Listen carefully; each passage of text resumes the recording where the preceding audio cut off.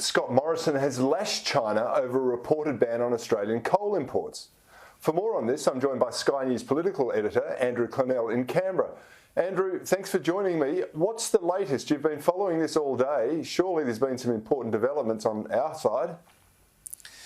Well, you know, Scott Morrison and Simon Birmingham have laid down the gauntlet and said to China, tell us if there's an actual formal ban. It's been reported in the Global Times that there's a ban on thermal coal. That's worth $4 billion a year to Australian exports. But the expectation out of the federal government, Corey, is they'll hear nothing from Chinese officials, that the megaphone's been used through the Global Times and that's it. We'll just have to wear the latest ban. It comes after wine. That was $1 billion worth a year. Barley, $1 billion worth a year. Got to hope nothing hits iron ore at any time. So the trade war just worsens. Yes, it's quite an extraordinary circumstance. We've got the government and I think the Prime Minister finishing the year on an extraordinary political high.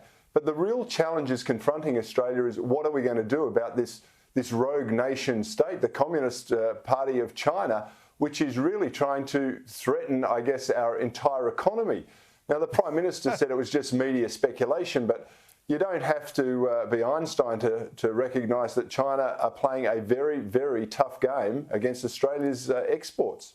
Look, I think that's right. I'm quite concerned about where this is heading, Corey, and people in government are as well. They might not admit it publicly. Scott Morrison's sticking to his line. He's had several press conferences all year complaining about the threat from China, even if he doesn't name them at times, introducing various laws to safeguard us, he would put, or safeguard our national sovereignty, he means against China. And of course, there was that call for the independent inquiry into coronavirus from Maurice Payne, when perhaps would have been better if we went in with a few countries for that call at once. So all of these things have antagonised China. They're seeking to punish us. Even the Prime Minister said today it looks like there's some political motivation. He and his ministers are saying the world is watching. Other trading partners won't be that amenable to China, but at the end of the day, people want the goods that they want, don't they? So I can't see anyone throwing a sanction back on China, but people are under no illusions that this is a serious issue for years for Australia that's coming up. And the biggest concerns around iron ore, that's worth more than $60 billion a year to the Australian economy, those exports, and $15 billion a year to the budget bottom line. So it's huge. At the moment, they can't get their iron ore from Brazil, China. That probably won't be the case for a few years, but we are going to have to look at different markets because it seems there's no way out of this. Well, that's a point that I think the Prime Minister made about our thermal coal, that he said China is not our biggest customer there. But when it does come to iron ore, we are in the box seat. Africa is not ready to supply the Chinese market. Brazil is not in a good position to do so either. But wouldn't we be cutting off our nose to spite our face if we started saying we're not going to send you this important export? I think that would be crazy for anyone to be even suggesting that. Well, Matt Canavan suggested a levy on iron ore. I agree with you. I think that's pretty crazy. I should mention too, Corey, the other thing that Scott Morrison mentioned today is there will be summits next year. And there will be an opportunity, he hopes, and you'd expect for him to talk to Xi Jinping around those summits. So that's our biggest hope, I guess, to get the relationship back on track, because it is one of the real serious concerns for the government, which, as you say, otherwise politically has had a great year as we enter next year. Andrew, I'm not drawing causality or correlation, but Simon Birmingham perhaps hasn't distinguished himself in the trade portfolio. There's likely to be a change in that portfolio this week. Do you think the mooted replacement in the trade portfolio, maybe you've got an inside scoop on that, might be in a better position to open up the dialogue with China again? Yeah, it's my firm belief it'll be Dan Tehan. I wouldn't put my house on it, but that's my belief at the moment. He wants to keep it with the Liberal Party, the Prime Minister. He's made it clear he's not moving many parts in this reshuffle, so he's really got Mickey Cash or Dan Tehan to give it to.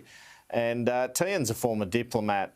And, yeah, a reset might be good. I don't think it's going to help, though, because it seems they're upset with the Prime Minister and the Foreign Minister of the Chinese, not so much the Trade Minister. So some minister-to-minister contact would be helpful. Let's see if Dan Tehan, if he gets the job, can use his diplomatic skills to get that underway.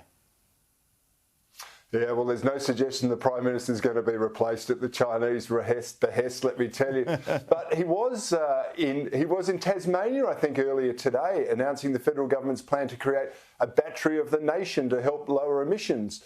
What did you make of that announcement and the press conference that followed? Well, it ended up being hijacked by the China issue to some extent, but I think there is going to be movement from the government on the renewables issue. They just have to tread a very careful path. As America moves, we're likely to move. We're not going to move in the same direction the Europeans want. Of course, they've got nuclear power there. They've got a bit more room to move on decreasing emissions, but I don't think there's any doubt with the change of American policy, the PM will come under pressure. The biggest focus for him will be getting the Nats on board and getting some right-wing Liberals on board in relation to that. Ironically, this thermal coal ban, I guess, could help with the coal argument a little bit. He'll still want to be saying where for coal jobs. That's going to matter in seats he wants to win off Labor like the Hunter. It's always the balance, and Scott Morrison's in the centre of the party, the centre-right. He's about the balance. You'll see him at a coal mine, you'll see him at a renewables announcement. That's a difference to Labor, where they're more often at the latter rather than the former.